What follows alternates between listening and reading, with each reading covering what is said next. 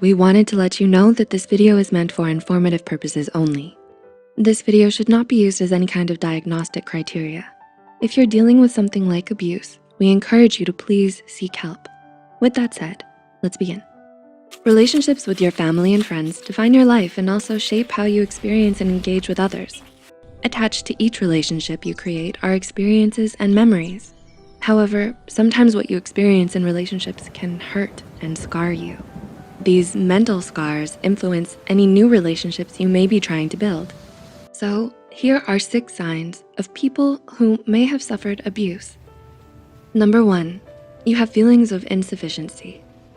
Feeling insufficient is a sign of abuse. There is probably a sense of unworthiness that follows you around. Such feelings stem from an unstable sense of self, stemming from emotionally, verbally, or physically abusive relationships. In an abusive relationship, an abuser plants false ideas in your mind. The power of these ideas is not in the words being used, but rather in who said them and how. Signs of low self-esteem are pessimism, hostility, lack of motivation, or being a bad communicator. You might be depressed or have other mental health conditions. Fortunately, self-esteem can improve. Working out, changing the negative narrative in your head, and practicing mindfulness can help boost your self-esteem. Number 2, you have flashbacks. Flashbacks to previous traumas can come in the form of PTSD. PTSD can affect anyone and is not limited to war veterans, refugees, or victims of assault. If you've ever been in an abusive relationship, you may have complex PTSD or CPTSD. CPTSD develops when you suffer repetitive abuse over an extended period of time. The stressful event or situation you were exposed to was exceptionally threatening or of a catastrophic nature, which caused you pervasive distress. Do you relive the traumatic events through intrusive flashbacks, dreams, or vivid memories? Do you actively avoid circumstances that are similar or associated with the event? Some physical symptoms of CPTSD include difficulty falling or staying asleep, increased psychological sensitivity, irritability, difficulty regulating your emotions, and difficulty concentrating. CPTSD may also exist alongside depression, anxiety, and borderline personality disorder. It can cause cognitive distortions, such as catastrophizing, all or nothing thinking, or labeling. You might think things like, if I do not finish the project perfectly, then it won't be good and I'll be a total failure. Or, I just know that they'll end up breaking my heart, so why even bother being in a relationship? If you or someone you know is dealing with CPTSD, please reach out to a therapist or licensed professional for treatment. The therapies provided will help to replace negative thought patterns, deal with stress, and suicidal urges. Number 3, you struggle with cognitive dissonance. Cognitive dissonance, also known as CD, can be another sign of past trauma. CD is when you hold on to 2 contradictory beliefs at the same time. An example of cognitive dissonance would be when someone smokes a cigarette despite knowing that it can cause cancer. In a past abusive relationship, you felt as though you could not trust your own perception and have now developed a desire to avoid similar situations in the future. For example, the abuser may profess their love for you, but verbally abuse you.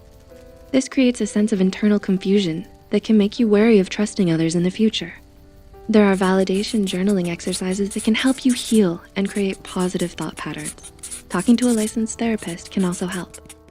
Number 4, you feel numb to your emotions.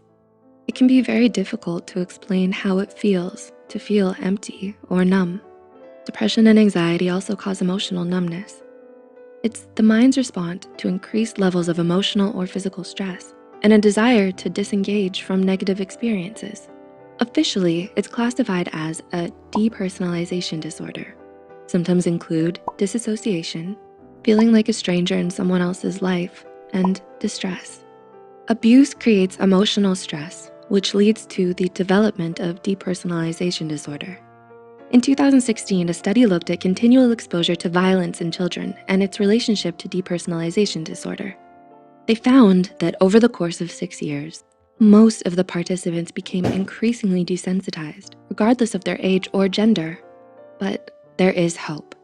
Treatment for emotional numbness is possible through coping strategies, such as identifying your triggers, exercising, and reaching out to a support group when necessary.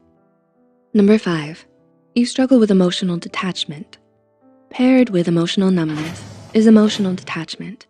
In an abusive relationship, it's common for you to feel detached from yourself, be it physically or emotionally. Emotional detachment is a defense mechanism used to cope with distressing and overwhelming emotions. It's the mind's way of disengaging from traumatic experiences. It's also a tool that develops in order for you to gain resilience against the abuse and to keep your sense of self. However, the effects of emotional detachment can linger after the relationship has ended and can prevent you from opening up and being emotionally vulnerable. Yoga can help ground you in your body and your emotions.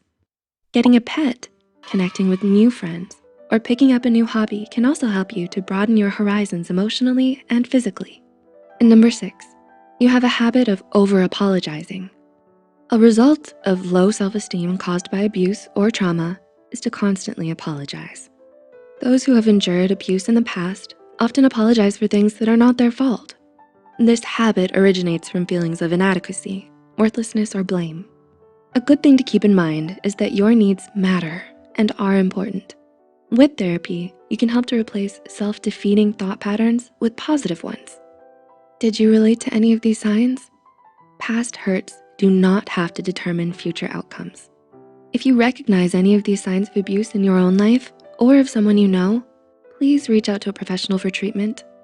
Like and share this video if it helped you and you think it could help someone else too. The studies and references used are listed in the description below. Don't forget to hit the subscribe button and notification bell icon for more psych